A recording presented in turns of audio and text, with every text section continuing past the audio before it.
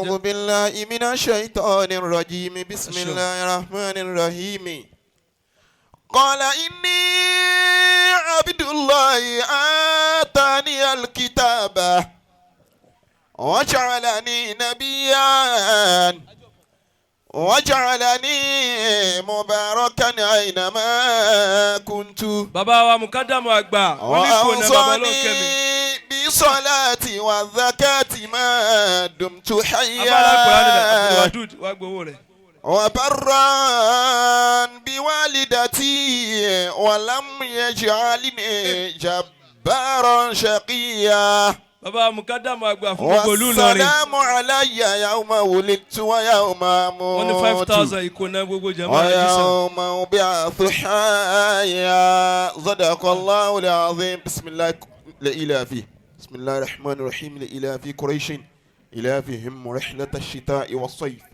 فليعبدوا رب هذا البيت الذي أطعمهم من جوع وآمنهم من خوف آمين يا الله. أعوذ بالله من الشيطان الرجيم بسم الله الرحمن الرحيم أعوذ بالله من الشيطان الرجيم بسم الله الرحمن الرحيم. اللهم صل على سيدنا محمد صلى الله عليه وسلم وعلى آله وصحبه وسلم. اللهم صل على سيدنا محمد وعلى آله وأصحابه وسلم آمين. الحمد لله رب العالمين. الحمد لله رب العالمين. الحمد لله رب العالمين. الحمد لله رب العالمين. الحمد لله رب العالمين. الحمد لله رب العالمين. بيجوكو باري باي ọ̀rọ̀ àwọn ẹni rere kì í yàtọ̀. Bàbá wa Ìmáàmù Àgbà Allahu hayatahu wa dawlatahu آمين. àṣìǹbẹ̀ kò jẹ́ أدام الله حياته ودولته آمين. káwí kó pé mẹ́ta bẹ́ẹ̀. أدام الله حياته ودولته آمين. Ọlọ́run jẹ́ á rí bàbá pẹ́. آمين يا الله. Àṣírí ọ̀rọ̀ tí mo sọ ní ojú bàbá òní Ìmáàmù Ajétúmọ̀bí padà tún sọ síta yìí. Amabile TV bá mi wí pé àtọ́lẹ̀ أطال إلى أولى عريش عمركم شيخنا. farabalẹ̀ ìṣẹ́jú méjì sí mẹ́ta tí ń bá lò farabalẹ̀ dáadáa wí dáadáa. أطال إلى أولى عريش عمركم شيخنا. بعافية في جسمه وبنفسه. بعافية في جسمه وبنفسه. bàbá ń wo bàbá wa Ìmáàmù Àgbà. أدام الله حياته ودولته آمين. àfi kí gbogbo wa máa wí pé Ọlọ́run dákun má tú wa láṣìírí. أطال إلى أولى عرش عمركم شيخنا. bàbá wo aago ọwọ́ wa a rí pásìkò tá à ń lò yìí ó ní ààyè tí bàbá ti máa lò. أطال إلى أولى عرش عمركم شيخنا. bí bàbá ti tó farabalẹ̀ láti. حياكم الله. àti bí gbogbo ààyè wọn ti tó bàbá wa fi ilẹ̀ wọn wá dá Ọlọ́run lóhùn lára àwa ọmọ wọn.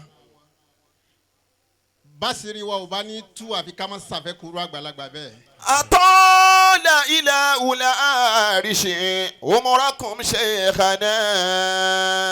bàbá Ọlọ́run jẹ́ máa bẹ̀ lọ láíláí. آمين يا الله. bíbẹ̀ lásán wa kọ́ pẹ̀lú kíni. بعافية. ọmọ ìyá èmi gígùn àlàáfíà ni.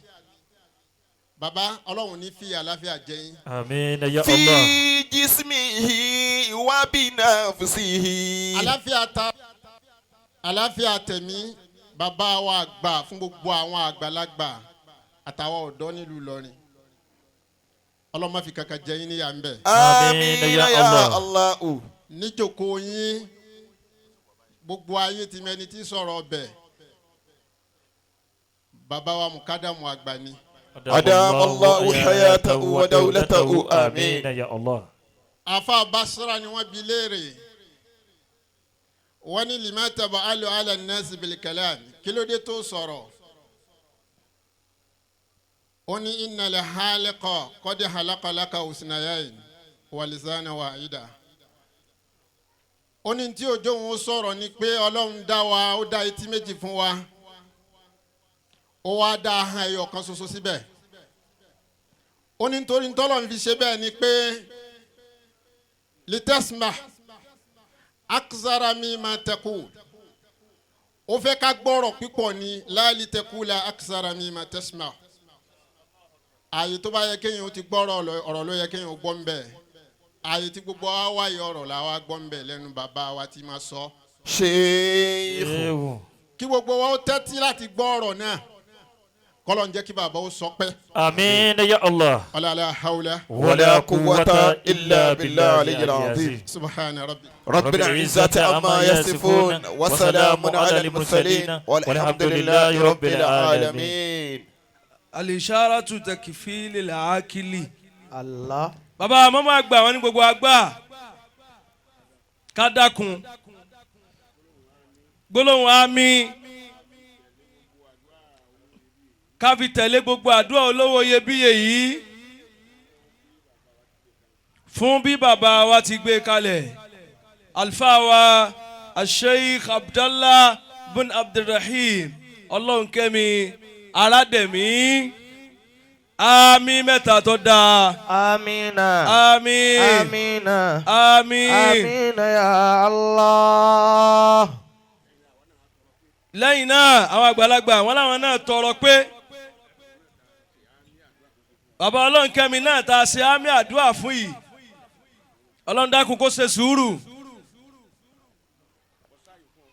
Wọ́n ní mo sáyìn fún ọ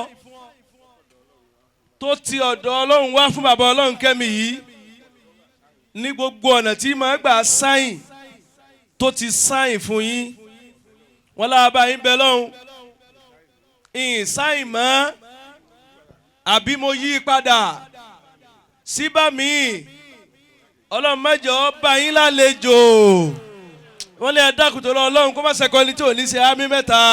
Amina. Amina. Amina. Amina. Amina. Amina ya Allah. Surah Al-Kawthar. Amin. Bismillahirrahmanirrahim. Inna a'tainaka al-kawthar wa salli li rabbika wanhar inna shani'aka huwa al-abtar. Amina. Amina. Bàbá Mukadamu àgbà wọ́n sanwó àdúrà náà. Allah.